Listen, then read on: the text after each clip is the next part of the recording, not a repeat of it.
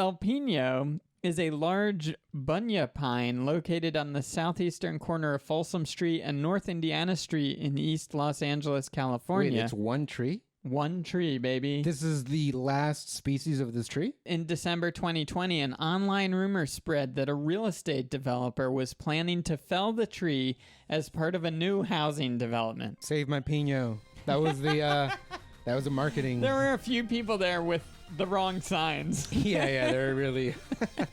I remember driving by a big sign that said "Hands off our Pino." Hey, South of the Border is an Ed Sheeran song.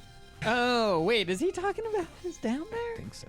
Oh, come on, Ed. That's so. filthy. You filthy little ginger. Talking about the other firecracker.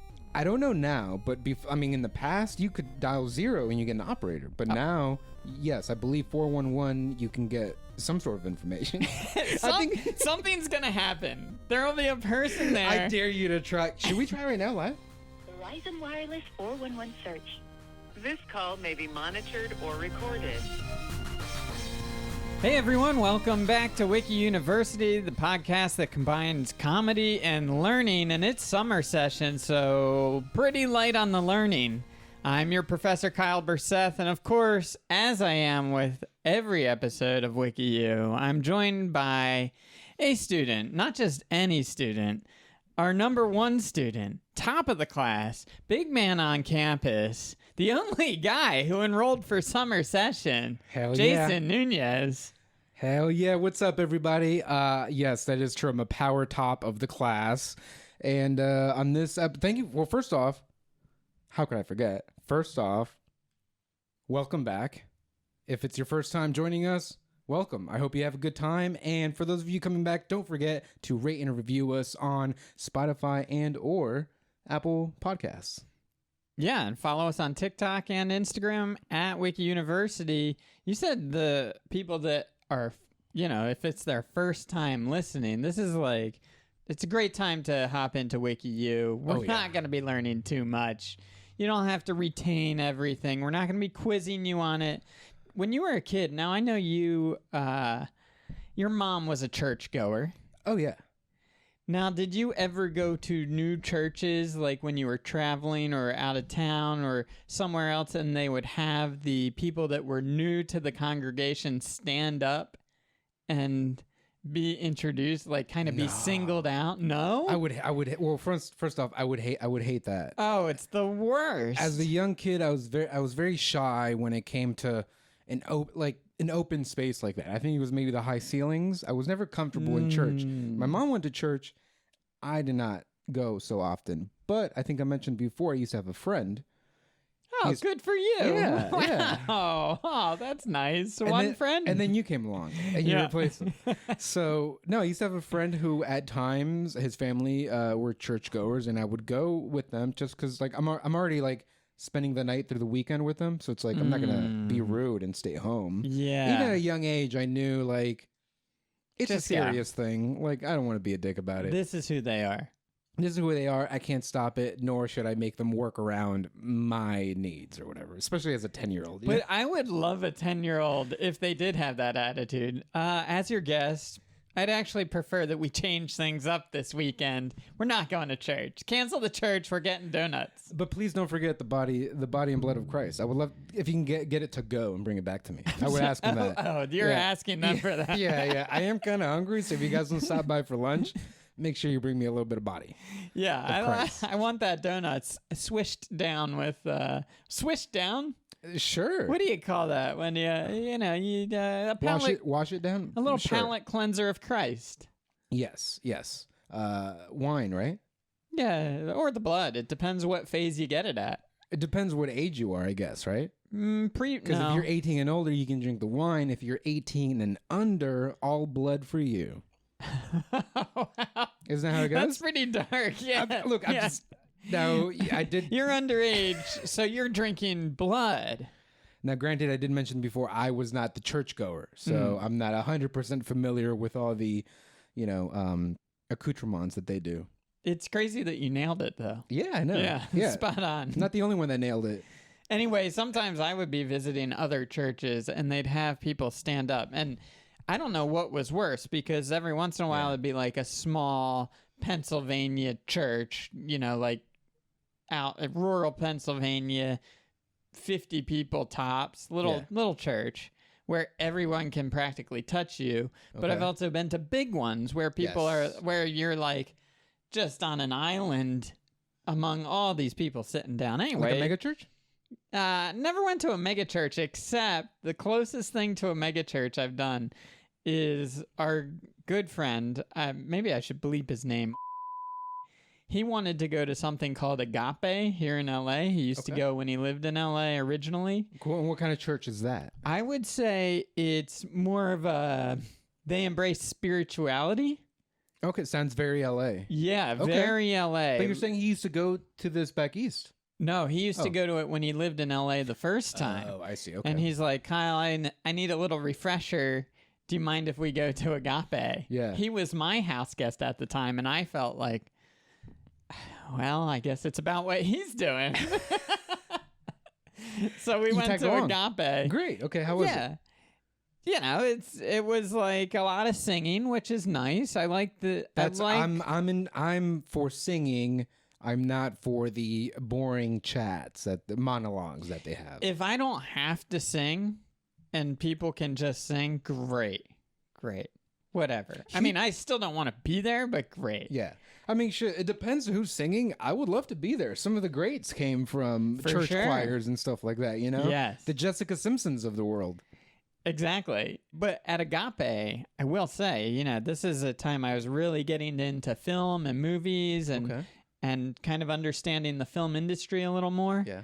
And I was like, the production value at this church, through the roof. Yeah, they really Big set the screens, scene for you? like fades into different shots. They had like 3 cameras going. Okay. I mean, it was pretty incredible. Now, remind me the name of this again. It's Agape. Agape. So Here, is we that- can look it up. Please, let's. Now, you're saying, did this originate in California, in LA, or is this more from the, I would say, Eastern world and Let's find out. LA kind of adapted it? Because I've never heard of this.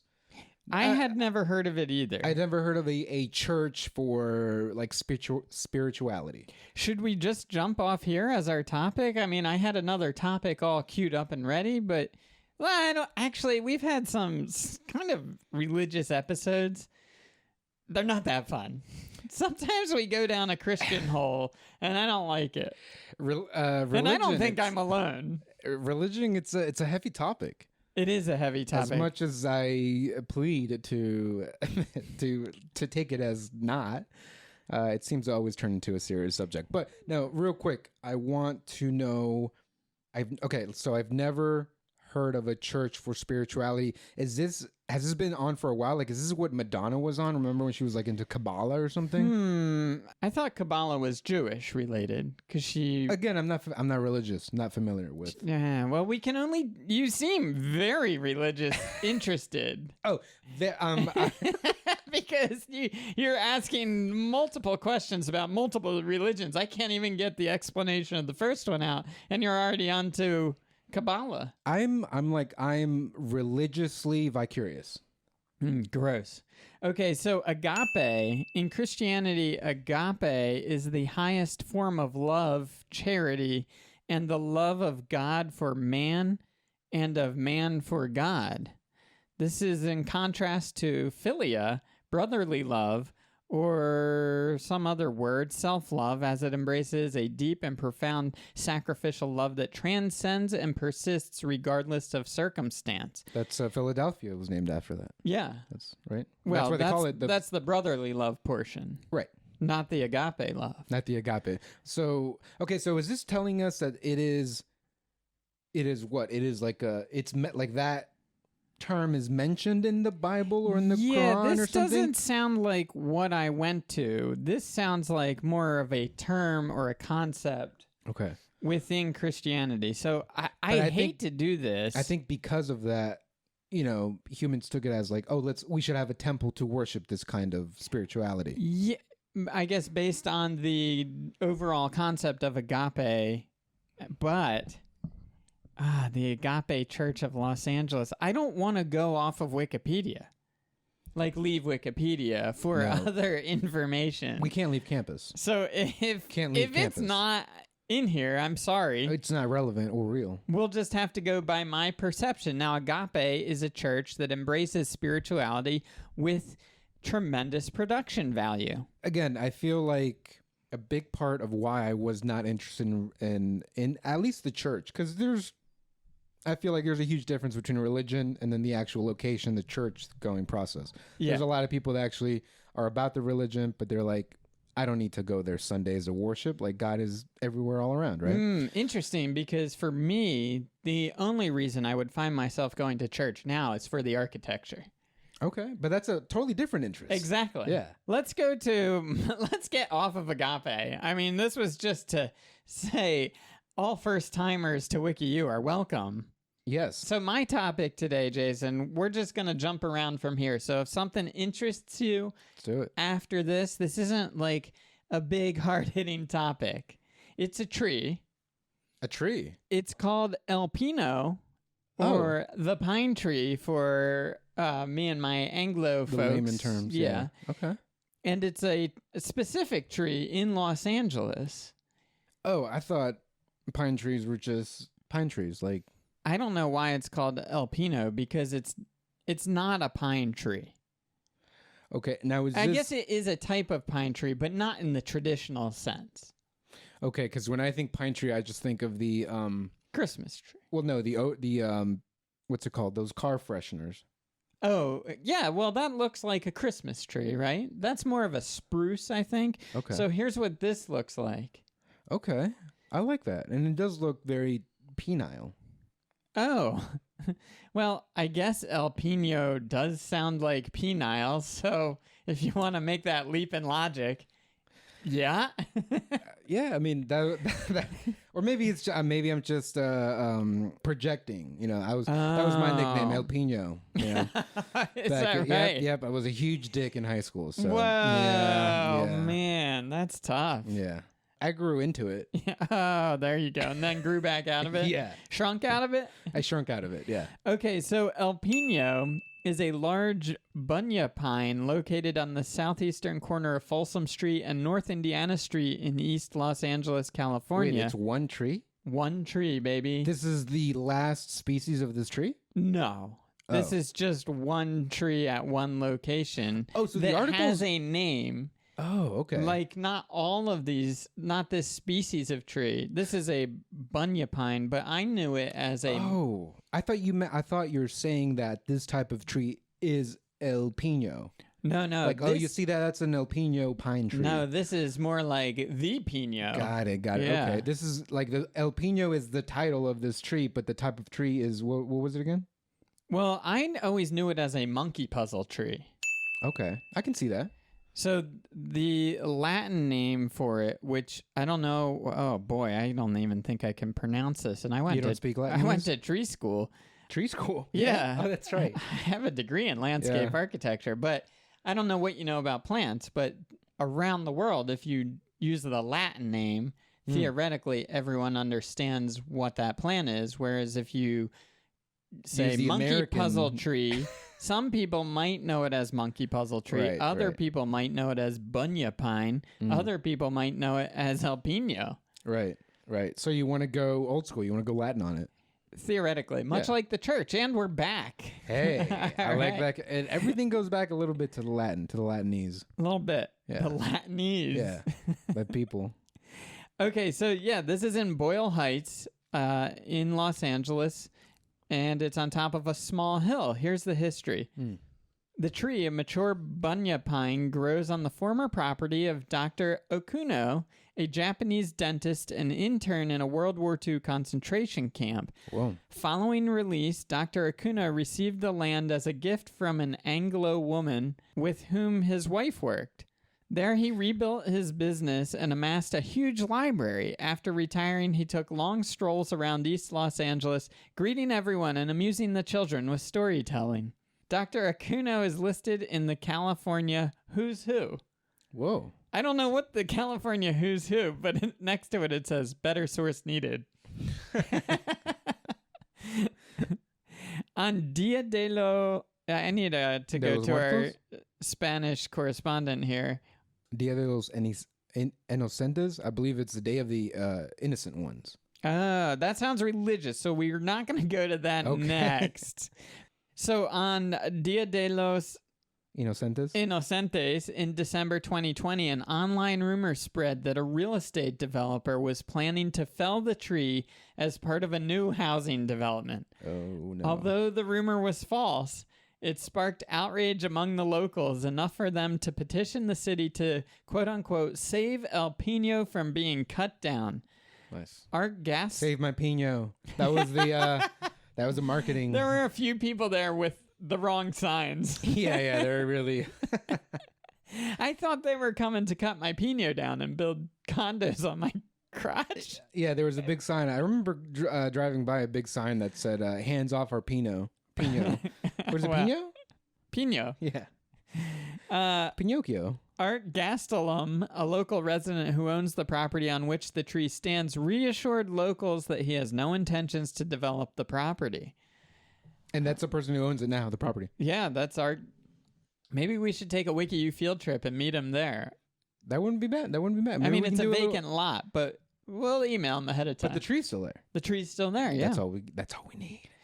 And here it is as an East Los Angeles landmark. The people in East Los Angeles consider the tree a living monument of the area's multifaceted ethnic background. The area is known for having the highest proportion of Hispanic Americans out of any city or census-designated place in the United States outside of Puerto Rico. I didn't know that about Boyle Heights. They say it like it's problematic. The WikiU does. Oh, no, that's just how I read it. Oh, okay. Yeah, that was just how I felt naturally. That was in my heart, in my agape. In your agape. Yeah. Sorry about that. Gotta get that agape checked, bro. Let me try that again. The area is known for having the highest proportion of Hispanic Americans There you go. out of any city or census-designated place in the Stronger United smile. States outside of Puerto Rico, which I love. Keep smiling. In recent years, the tree has also become a symbol of community resistance to the gentrification of the neighborhood. Yay! You're just north of that, aren't you? But you're coming in close. Jheisson, don't give out my location. Yeah. How dare you? That's your mantra. I know you're in Sacramento. I shouldn't have said anything. That is. Yeah, I'm in Oregon. Just north of it.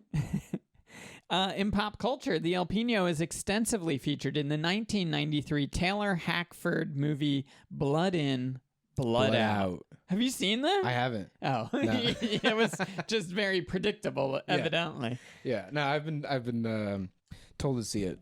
Really? Yeah. Oh, okay. Well, let me tell you, I looked at it when I was It's looking a well-known like the boys of the hood of Boyle Heights. of the Boyle Heights, area. That makes sense. Unfortunately, it did bomb at the box office. Hey, man, people just weren't ready for that. I was going to say it was probably too far ahead of its time, because right now I bet it would kill at the box office. They should re-release. Yeah, just like they did a West Side Story. Okay, we got to move on here, Jheisson. That's the end of the article. That's the end of my Pino? Your Pino. Okay. We're at the tip. We've reached the end. We've reached the tip, and this article and the jokes related to it are slowly shrinking. Yeah. So Similar to as a lady would say, we're getting diminishing returns here.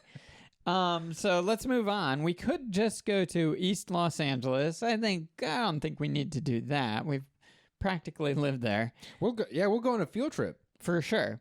We could go to online rumor. We could go to real estate developer. Online rumor, so that's different from a regular rumor? For sure. In what way? It still hurts people.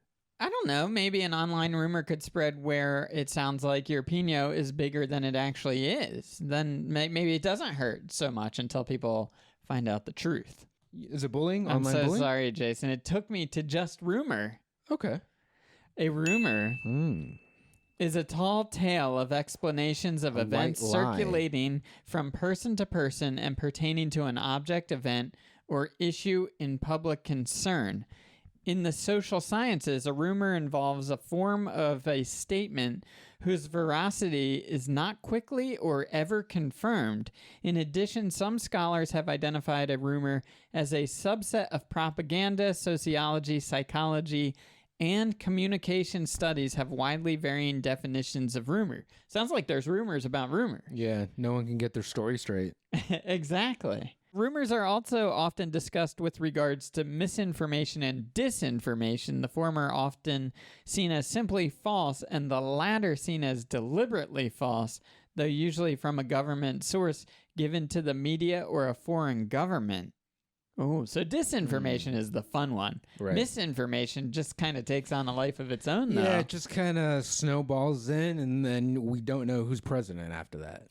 Oh, okay. So the image here. Wait, I'm sorry. What? That one went over my head. I just say, It snowballs in, and we don't know who's president well, after not that. don't know, but then next thing you know, it's like, what a surprise! Information gets lost, Oh, okay. So here's an or I image. should say, wrong information gets told. Wow. Right? That's a rumor. I mean, you're confusing me, and I feel like you're trying to get some misinformation or disinformation into my head. And it's not going to work, Jason, because I'm too dumb. Misinformation this fall on Fox. She's in the White House. She's single and in the White House. What's Spreading lies. Spreading lies on the DC dating scene. Misinformation? Misinformation. Yeah, okay. Yeah. And then it just, third season, she's like a 411 operator. Wait, what's She a is- 411 operator? She's misinformation. Okay. And she is the 411 operator. Do you know what 411 is? I don't really know what 411 is. I guess Oh. that's in DC? So 411, no, is literally information. Like, hey, what's the 411 on? Oh, but you can dial like 411. I don't know now, but in the past, you could dial 0 and you get an operator. But now, yes, I believe 411, you can get some sort of information. Something's going to happen. There will be a person there. I dare you to try. Should we try right now live? Verizon Wireless 411 search. This call may be monitored or recorded.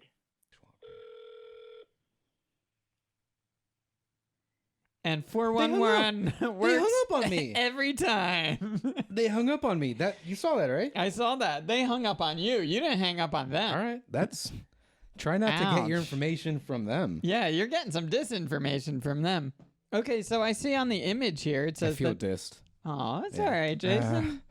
My next phone call will go. We'll call 911 next time. Okay. Hi, 411 hung up on me. This is an an emergency. emergency.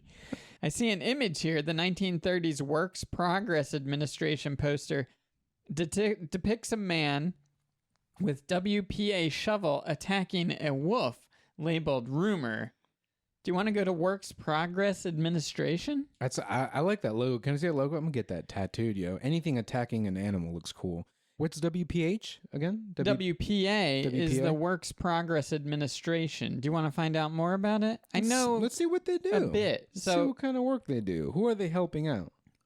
okay, so we're on the Works Progress Administration, the WPA, renamed in 1939 as the Works Projects Administration, Okay. was an American New Deal agency. They employed millions of job seekers, mostly men who were not formally educated, to carry out public works projects, including the construction of public buildings and roads. It was set up on May 6, 1935 by presidential order as a key part of the Second New Deal. Wait, there's a part 2?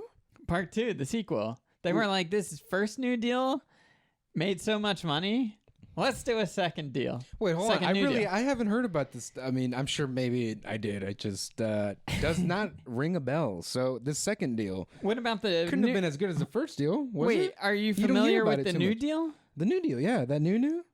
Have you heard about the New Deal yes, or not? Yes. No, I've never heard about the second New Deal either. Okay. It probably just got rolled into the New Deal. They probably were Grandfathered just in? like, let's re-up. Yeah. Let's re-up this deal. Well, the second New Deal is a term used by historians, so not most So not official, people. like not official. Okay. Not on paper. It didn't say like deal. I. Deal or second New Deal. And Howie Mandel is playing this history game. He's hosting this history game Yeah. where he's quizzing historians, and he tells them the projects that were built by the WPA. It's a game show where you get to decide whether the U.S. economy comes back or not. Yeah, that's fun. And if it doesn't, you have to jump out of a Wall Street building. Oof, raw deal. The Second New Deal is a term used by historians to characterize the second stage, 1935 to 1936, of the New Deal programs of President FDR. The most famous law includes the Emergency Relief Appropriation Act, the Banking Act, the Wagner National Laborers Relation Act, the Public Utility Holding Companies Act, the Social Security Act, and the Wealth Tax Act. So that's the Second New Deal. Okay. We're back on the WPA. The WPA's first appropriation in 1935 was $4.9 billion, about $15 per person in the U.S., about 6.7% of the 1935 GDP.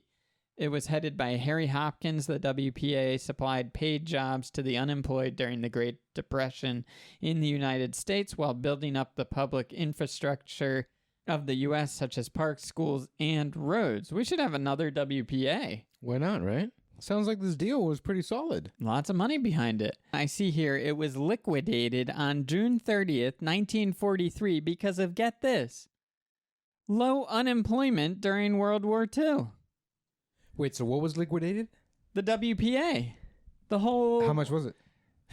I don't know what they had. A lot of shovels and pickaxes, so they got some cash for it, I guess. Okay. Damn. Yeah. Well, they sent everyone to the new WPA, also known as the U.S. Army, and new employment. And so how long did it last for? So how long was it active? It went from 1935 to 1943, and its peak employment was 3.3 million people in 1938. And so what were the specific reasons for it ending in 43? Oh, I think they didn't have enough people that wanted to do it. Because people were already at war. No, did we finish up the war? No, we didn't finish the war. We finished that in 1945, I believe. So I guess a lot of the able bodies needed to go out fight the war, right? I'm sure people fought the war. The economy came back with the war because there was a lot of spending, and the economy just, comes back after depressions, right. And people they were employed, gainfully employed. Not only that, more women were employed during the war too. Because men were gone. We're off to sea and air. And land. The big three. The big three. The big three was World War II, right? What do you mean? Or was it one? I guess they already had planes in one. Oh, yeah, they had planes in World War I. The Red Baron pizza guy. That's right. So do you want to go down to some of the projects and see if you've heard of any of these? Throw me a few. A few? Okay. Yeah. All right. Have you heard of a little place called the Griffith Observatory? Yeah, New Mexico. Yeah, I know that. Okay. Then there's the Timberline Lodge in Oregon's Mount Hood National Forest. Look at this. Oh, what a beautiful building that is. Look at all that stonework. That's a nice day. That's a nice day? Yeah. I mean, photo-wise. Oh, okay, yeah. Federal Project Number 1. A significant aspect of the Works Progress Administration was the Federal Project Number 1, which had 5 different parts. The Federal Art Project, the Federal Music Project, the Federal Theater Project, the Federal Writers Project, and the Historical Records Survey. Do you want to go to the Federal Writers Project?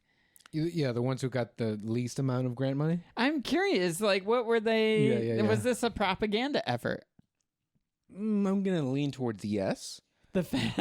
Or it's at least biased, right? Probably. Okay. Yeah, it's yeah. Who's paying me? America? I think I'm going to write good things about America. Yeah, let's keep those rumors flying. The Federal Writers Project, the FWP, was a federal government project in the United States created to provide jobs for out-of-work writers during the Great Depression. It was part of the Works Progress Administration, the New Deal, blah, blah, blah. Let's see what they wrote. Oh, okay. Let's not move on just yet. Okay. What's up? Here's something they created. The American Guide series, the most well-known of the FWP's publications, consisted of a guide to the then 48 states as well as the Alaska Territory, Puerto Rico, and Washington, D.C. The books were written and compiled by writers from individual states and territories and edited by Ulsberg and his staff in Washington, D.C. The format was generally uniform, and each guide included detailed histories of the state or territory with descriptions of every city and town, automobile travel routes, photographs, maps, chapters on natural resources. It was like Yelp. That's interesting, and it makes me think about how lucky we are to be alive, where it's like similar to the encyclopedia conundrum, where it's like, at what point do you stop collecting these encyclopedias every year that they come out with a new volume? Yeah. Did they have like a yearly update on their state things to do? Because nowadays, I mean, technology moves so fast. New buildings pop up, new restaurants, new activities, whatever it may be. It's nice to have this thing in the World Wide Web space where you can just kind of edit real quick. Yeah. Rather than having one to wait for the next volume to come out. You don't gotta call 411 and hope they understand you and that business is still in business. Calling 411 now is like it's like the encyclopedia. Yeah, let me just flip through the guidebook. Shut up, kids. I'm trying to see if Ambulance is still playing or not. Right, when you can just easily look it up on your phone. Yeah. Do you remember also and I think we talked about it just a little bit, but about dialing to get the movie times? So I never did that. You never did that? We had them in the newspaper. My parents always did newspaper. We didn't always get the newspaper, so we would call and we would, it's funny because you kind of don't pick. You pick the movie theater. And then the movie theater tells you the times for all of the movies. You got to sit and listen. So you have to wait. Oh, you can't miss it. You can't miss it. Because if you miss it... You're going to a later movie. Well, no, if you miss... No, meaning like you can't miss the time. Like if you mishear it or if you don't hear it, you got to listen to the whole thing again. That's what I mean. You just go to another movie because you don't want to listen to the whole thing again. At that point, might as well. You're right. Right. Yeah. Okay, so do you want to move on here, Jheisson? Yeah, let's do it. I feel like we've been recording for a little while, so we should probably wrap up somewhat soon. I don't know how you're feeling, though. I mean, if you got a lot of energy and you're excited about learning, we could continue. I'll do a little. I can always use a little bit more learning. Woo, woo, nerd alert. Whoa, easy there, Teach. Oh, you can't bully me, by the way. All right, sorry, I Just saying, apologize. Sometimes the role of a teacher is to challenge a student through bullying. Yep, through bullying. Through bullying, Okay. yeah, it's a different method of teaching. Right. I think you'll like this. A short-lived project of the FWP was the America Eats Project. Is that right? Which was a proposed book of the regional foodways. Foodways? I don't know what a foodway is, but I assume it's like a corridor of food. Food. Kind of like a roadway. Wait, so before the food pyramid, was it just a foodways? It was never ending? No, I think it's a foodway is like, like a railway is a way of rail. Okay. A roadway is a road that goes... Then a foodway is like connecting food stops. I assume. Okay, that makes sense. I have to get out of my modern head. Yeah, get out of your modern head. Yeah, get into my old school Pino. Yeah. Get in there. So I went to America Eats. America Eats was a project under the Federal Writers Project. So we went for... We're just getting sub-projects here. Hey, man, there's a lot of projects to be done and that we need to study. Let's see here. The America Eats was created in the late 1930s with the intention of producing a book regarding regional foodways. The project was divided into 5 regions: the Northeast, the South, the Middle West, the Far West, and the Southwest. You got to pick a desert island region for your food. Jheisson, what are you picking? A desert island? Or desert area? Well, you're on a desert island. A waiter comes out and says, you got to eat this for the rest of your days here on the island. Which region are you going? The Northeast. So you got Massachusetts, clam chowder, New York, pastrami, stuff like that. The South, you got fried chicken. The Middle West. Comfort food, baby. So that's it from the South? Just fried chicken? Yeah, you're right. I'm in. I mean, that's what I would go for But the South. keep going. I want to hear them The all. Midwest, which corn, steak and corn, maybe, probably. Yeah, Oklahoma, they're known for their steaks. I would argue some barbecue too. Yeah, for sure. St. Louis barbecue, probably. Yeah. The Far West, which I think is California, so tacos, Japan avocado. is technically the farther. No, that's the Far East. Depends how you're looking at the map. Well, I would put Japanese food, though, in with the Far West here. Yeah, that's true. And the Southwest, which I think is like Tex-Mex. So what are you picking? So I'm gonna go some good old country cooking. Some southern. You're going Southern. Yeah. And I tell you why, because you'll need a small. Now you're saying I'm in a desert island, so I want to get full with the least amount of food. I feel like their portions are big, Yeah. so I'll have enough to kind of stretch out, quote unquote, one meal or one serving. I'll be able to stretch it out a little bit. Okay, so They're carb heavy. Southern, a lot of macaroni and cheese, a lot of potatoes, gravy. I mean, that's not carb. Anyways, carb heavy is great for energy. I'm gonna be on a desert island. I'm losing lbs by the minute. I'm not sure you are because I don't know what the amount of food that they're bringing or how frequently you get it. This just is like your desert island food. So this is what you. All right, we could have done last prison meal, death row meal. Look, I'm telling you, I can survive on a fried drumstick a day. Oh, wow. Okay. So We might have to try that out. maybe some mashed potato. Okay, you want to do a 30-day challenge? I eat one drumstick every day for 30 days. I kind of do. That's okay. I'll do it. See how it goes. Yeah. I hope I you're can still alive. drink water though. Oh, yeah, Yeah, of okay. course. Yeah, Yeah, then I'm salt fine. water. You're on a desert island, of course. No. We're going purified water, baby. Okay, each region had a team of writers producing short essays discussing the foods and collecting interviews particular to a state. I think this is the WPA project I would have liked. It's like, oh, you got to go dig coal or pile rocks, or you can go around, eat food, and write about it. Yeah. These were the original food bloggers. That's what I was just about to say. This is the original. It's just blogs. Yeah. This is just blogs because, they tell you what spots to hit, what's worth your time, what isn't, what's the tourist traps, what's what's already too popular, the hidden gems. They're telling you all about the hidden gems. Have you ever gone to a tourist trap and been wildly disappointed? I mean, yeah, most of it. Like I a believe. food tourist trap. Oh, food? No, not really. White Bones and I were traveling up through the Carolinas. There's a place called South of the Border.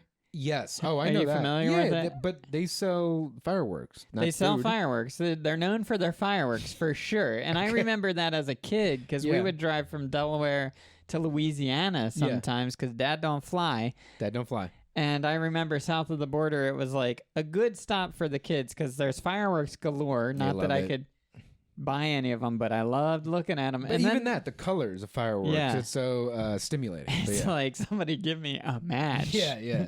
And then they also had like a reptile area or something like That's that. right. That's So right. I had some nostalgia about this, and White Bones and I went to a wedding in North Carolina or South Carolina, and we were coming back north, saw South of the Border, and they're like eating a sombrero.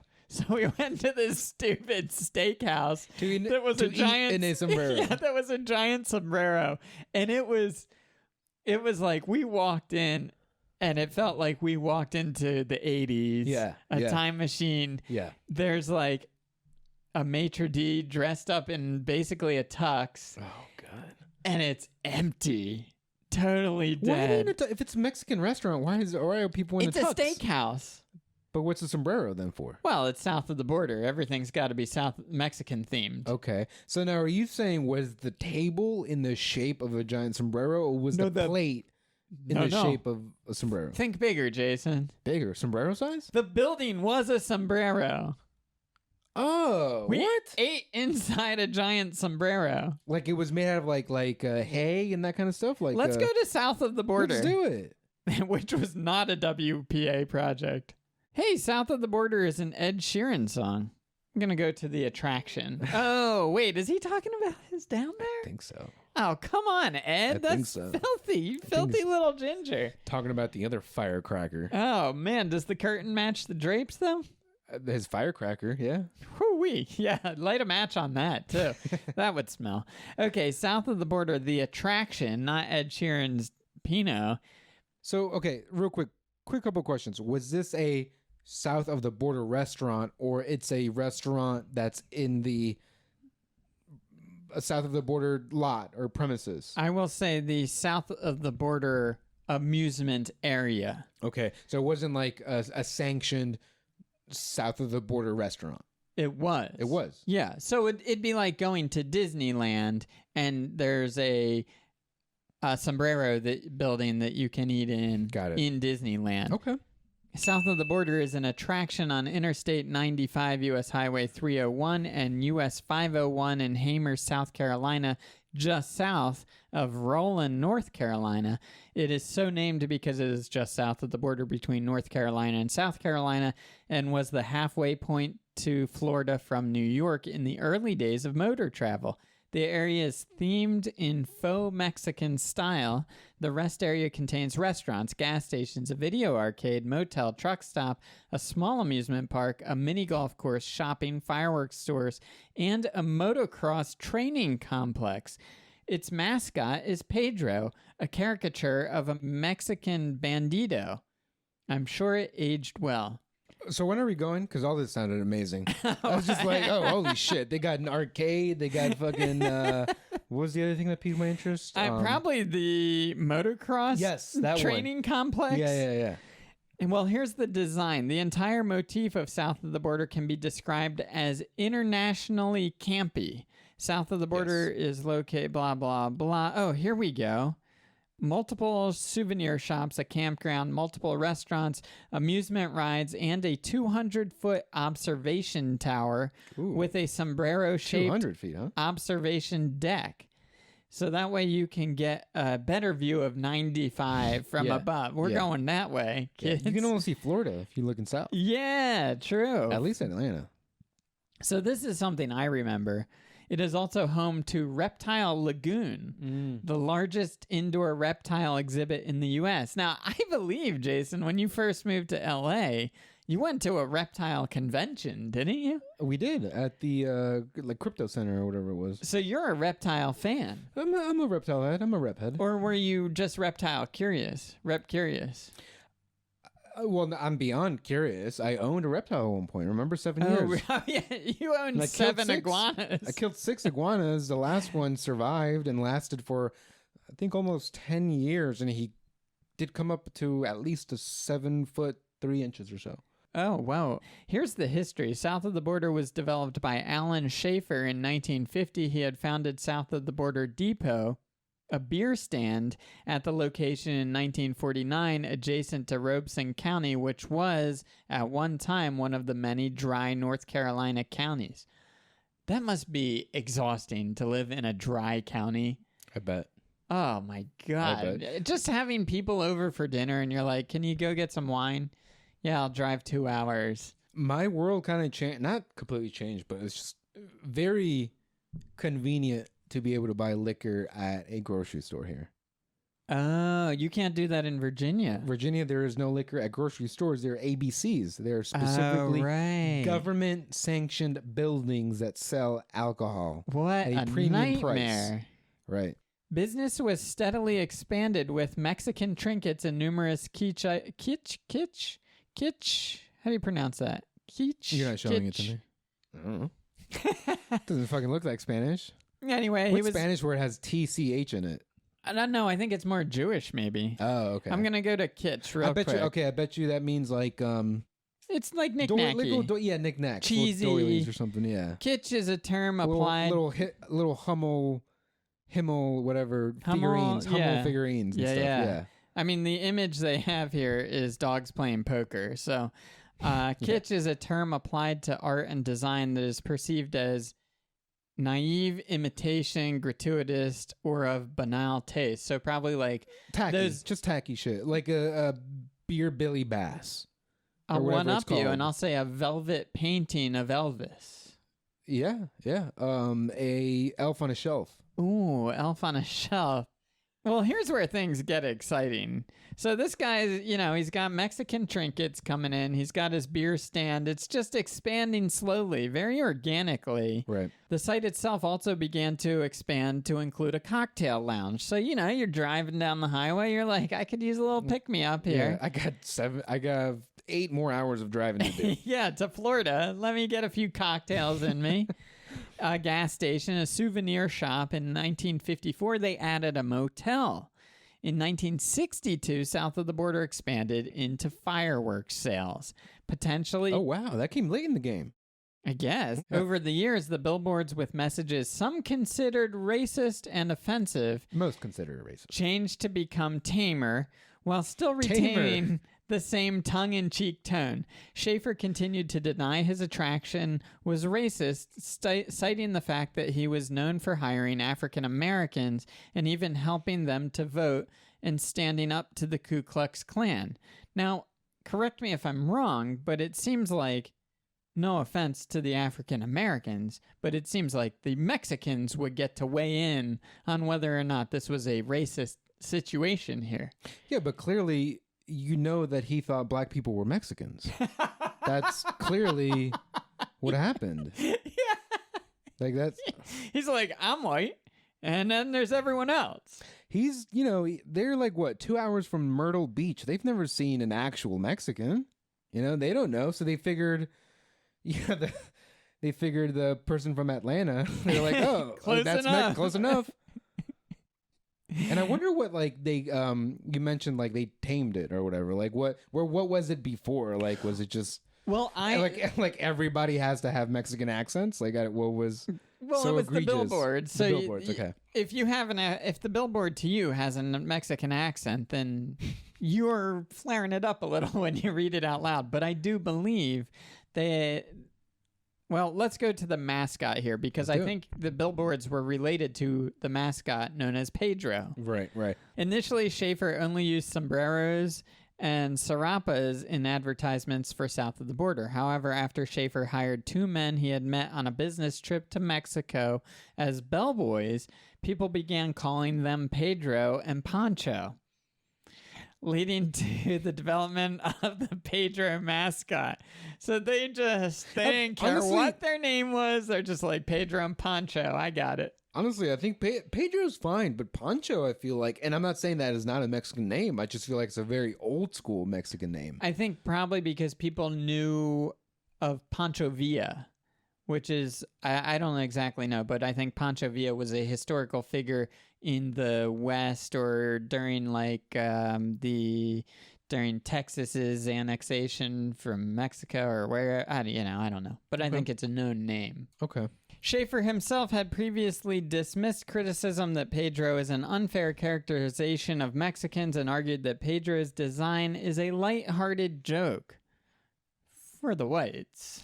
I mean, honestly, I can't even what would have been worse though? He could have easily have just caricaturized the sombrero itself. At least there's some sort of human touch Wearing the sombrero. wearing the sombrero. Wherein I feel like he could have easily have just stick a couple of eyes on a sombrero, Yeah. throw on a smile on it, and suddenly that's the product or that's the mascot, rather than now. Of course, does a person, even if it's a cartoon, should that be a mascot? I don't know. I mean, Anyway, that is south of the border. And I think we're good on the episode unless you have any other questions you want to learn about south of the border. We can't go further here. no. I think I've been there once, real quick. Nothing. I didn't, sit down for a sombrero steak. Yeah. But I was there for like maybe 15 minutes on my way down to Myrtle To pee. to pee and to just check. Maybe I think I'm fairly sure I bought like a pack of firecrackers. All right. Yeah. Nice. Is the bellboy still there? Is he working there? I would highly doubt it. Oh, I mean, because he was there in the 60s. If he's still Totally there, forgot I about that. feel terrible for him. Yeah. Yeah. Yeah, that's true. Okay, well, hey, that was quite the ride. We learned a lot of what a white lie can be and turn into, which is a rumor. A rumor, dirty rumor. misinformation, disinformation. Guys, if you have any rumors to spread or any rumors that you've heard, why don't you hit us up, DM us on our Instagram and or our TikTok? Sure, why not? Why not? Please don't forget to rate and review us on Apple Podcast or Spotify. That's where they can add rumors. Every little bit helps, guys. And don't forget, if you haven't mentioned it to a friend, why don't you go ahead and do that for us, huh? And please don't forget to like and subscribe. Yeah, and call 411 and tell them to like and subscribe too. Yeah, why not? Doesn't hurt. All right, bye. Later.